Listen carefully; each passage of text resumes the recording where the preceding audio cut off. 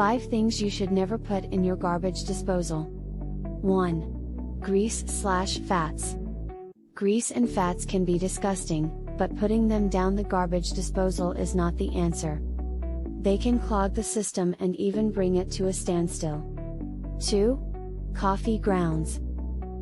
You may not function without a morning coffee, but the same can't be said for your garbage disposal.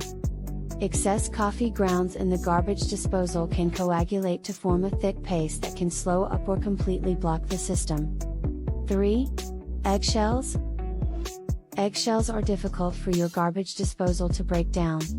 Some say that they are useful to sharpen the blades, but this is not actually the case. 4. Pasta. Pasta is sticky and problematic for garbage disposals. It's hard to break up and can cause a clog. 5.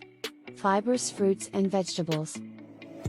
Particularly stringy fruits and vegetables like celery and asparagus are great for humans but are especially disruptive to a garbage disposal.